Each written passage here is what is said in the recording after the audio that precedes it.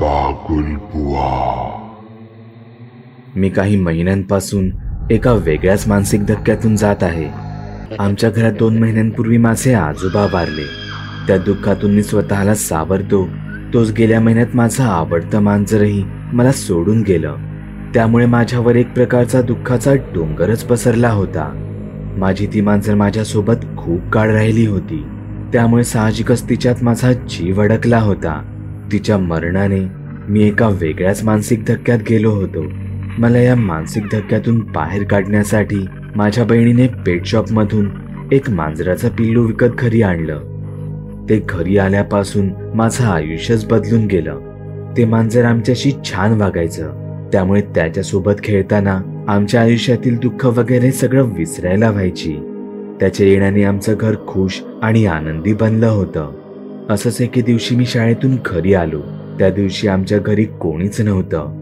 मी घरी आलो आणि हातपाय धुवायला सरळ बाथरूममध्ये गेलो. काही वेळात मी फ्रेश होऊन बाहेर आलो. माझी बेडरूम ही खोलीच्या एका टोकाला होती आणि त्याच्या बरोबर समोर माझ्या बहिणीची बेडरूम होती. त्या दिवशी मी माझ्याच विचारांत होतो. शाळेत अभ्यासावरून मला थोडा ओरडा पडला होता, म्हणून मी बेडरूममध्ये अभ्यास करायला गेलो. इतक्यातच माझ्या बेडरूमची लाईट बंद झाली. मी बाहेर पाहिलं तर समोर बहिणीच्या बेडमधून उजेड येत होता. मी जरा विचारात पडलो. माझ्या बेडची लाईट बंद होऊन माझ्या बहिणीच्या बेडची लाईट कशी चालू झाली? मला वाटलं माझी बहीण घरी आली असणार आणि तिने मुद्दामून माझ्या बेडची लाईट मस्तीत बंद केली असणार. पण माझ्या तेव्हाही लक्षात आलं नाही की माझ्या बेडच्या लाईटीची बटणं ही आतल्या बाजूला होती. ती बाहेरून कोणी बंद कशी करेल? तरी मी तसाच उठलो आणि माझ्या खोलीतून मी बाहेर आलो. बहिणीच्या बेडचा दरवाजा उघडा होता. मी दबक्या पावलाने आत गेलो. तिथे तिच्या बेडपाशीचा टेबल लॅम्प हा चालू होता आणि तिथे खाली माझी मांजर बसली होती.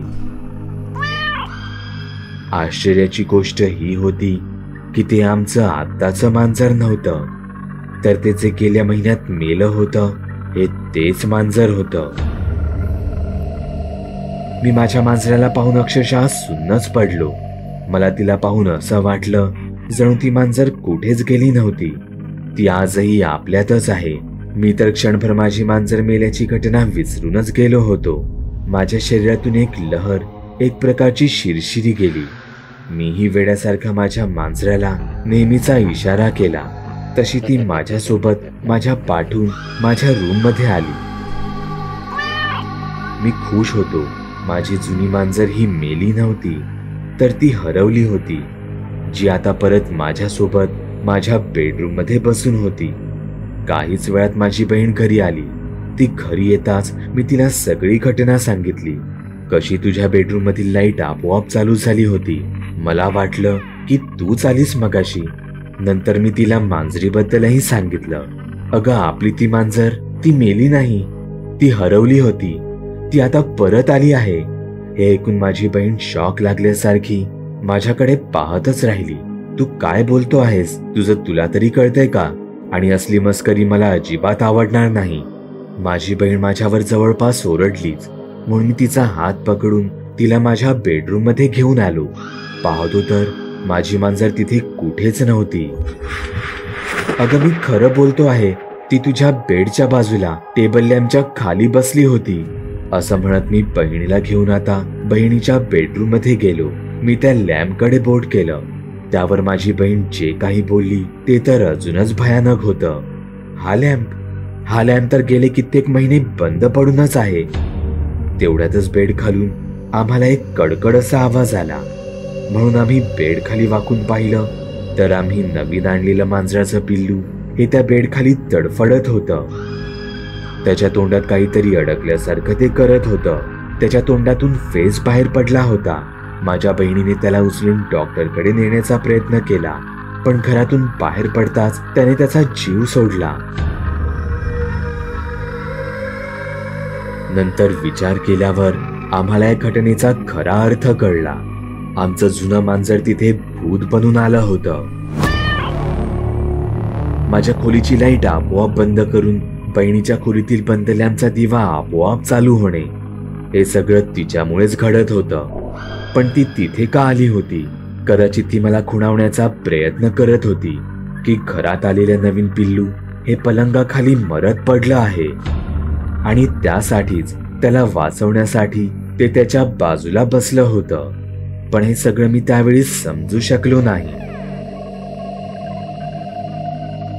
मी लहान होतो तेव्हा माझ्या वडिलांची एकदा एका ठिकाणी बदली झाली होती. ती बदली माझ्या कायमची लक्षात राहिली, कारण तिथे आम्हाला एक भयानक अनुभव आला होता. ती एक जुनी इमारत होती. आम्ही त्या इमारतीत 3ऱ्या मजल्यावर राहायला आलो होतो. तो फ्लॅट आतूनही खूप खराब दिसत होता. ना घराला आतून रंग काढला होता, ना घराच्या दरवाज्यांना कड्या ठीक होत्या. पण ती खोली फार ऐसपैस होती.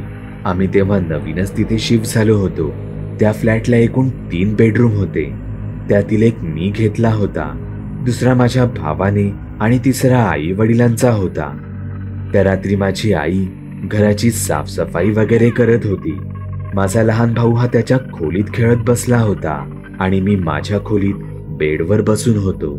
तेव्हा अचानकच माझ्या खोलीत असलेल्या कपाटातून खडखड खडखड असा भयानक आवाज येऊ लागला.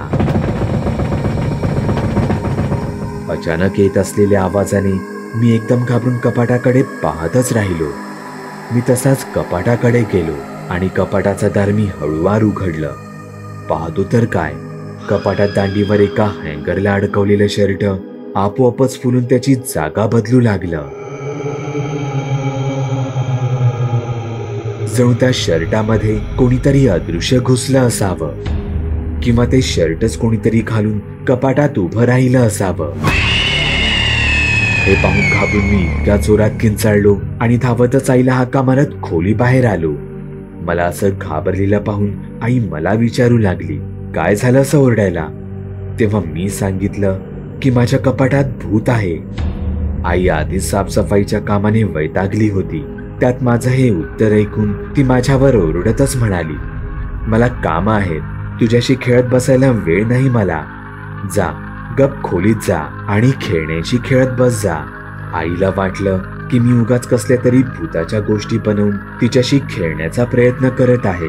मी कसा बसा माझ्या रूम मध्ये गेलो आणि त्या कपाटाकडे एकटक पाहू लागलो. काहीच वेळ झाला असेल, तोच कपाटातून पुन्हा एकदा जोरात कडकड असा आवाज येऊ लागला. यावेळी त्या कपाटाचं दार उघडायची माझी हिंमतच नव्हती. मी माझे दोन्ही पायांचे गुडघे हातांनी घट्ट पकडले आणि त्या कपाटाकडे भीतीयुक्त नजरेने पाहत राहिलो. तसं ते कपाटाचं दार आपोआप उघडलं गेलं आणि त्यातून एका काळ्या आकृतीने कपाटाबाहेर उडी घेतली. हे काल्पनिक वाटत असलं तरी ते प्रत्यक्षात माझ्या समोर घडत होतं. मी पुन्हा ओरडत किंचाळत बाहेर आईकडे गेलो. यावेळी मी रडून रडून अख्खं घर डोक्यावर घेतलं होतं. यावेळी मी आईला स्पष्टच सांगितलं, काहीही झालं तरी मी परत त्या खोलीत जाणार नाही. आई ही कामं करून दमली होती. त्यात माझी ही लुडबुड पाहून तिने तिचं काम ठेवूनच दिलं आणि म्हणाली, चल आता मीच येते तुझ्या खोलीत, बघूयात भूत नेमकं तुला कुठे दिसतंय ते. असं म्हणत आई माझ्यासोबत माझ्या बेडरूम मध्ये आली. ती मला झोपवायचा प्रयत्न करत होती. ती प्रेमाने माझ्या डोक्यावरून हात फिरवत मला थापटत होती. तेव्हा अचानक तिला त्या खोलीत कोणाची तरी कुजबूज ऐकू येऊ लागली. कोणीतरी दबक्या आवाजातून गप्पा मारल्यासारखे. तिने नीट लक्ष देऊन ऐकल्यावर तिच्या असं लक्षात आलं की तो कुजबुजण्याचा आवाज त्याच कपाटातून येत होता. तिला ऐकू येत असलेला आवाज खरंच त्याच कपाटातून येत होता का? ती याच विचारात असताना अचानक ते कपाट धाडधाड आवाज करत हलू लागलं. तेव्हा माझ्या आईलाही पटलं की त्या खोलीत काहीतरी विचित्र घडत आहे. तसं आई मला घेऊन माझ्या भावाच्या खोलीत गेली. यावेळी या सगळ्या प्रकाराने माझी आईही घाबरली होती.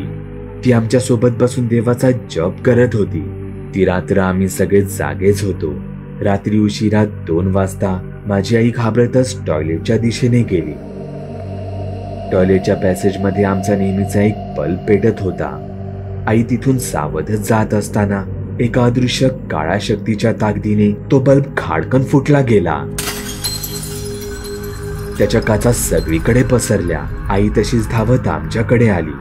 तिने आम्हाला जवळ घेतलं आणि आम्हाला घेऊन ती धावत घराबाहेर निघाली. ती दारापर्यंतच आली असेल, तोच भिंतीवर अडकवलेल्या सगळ्या फ्रेम या धाडधाड करून जमिनीवर पडू लागल्या.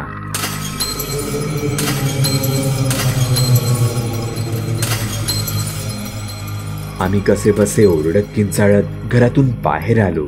त्या घरात काहीतरी भयानक काळी ऊर्जा होती, जी आम्हा सर्वांनाच तिथे जाणवली होती. आम्ही त्यावेळी लगेच ते घर सोडून दिलं. पण त्या रात्री आम्हाला आलेला तो अनुभव हा फारच भयंकर होता.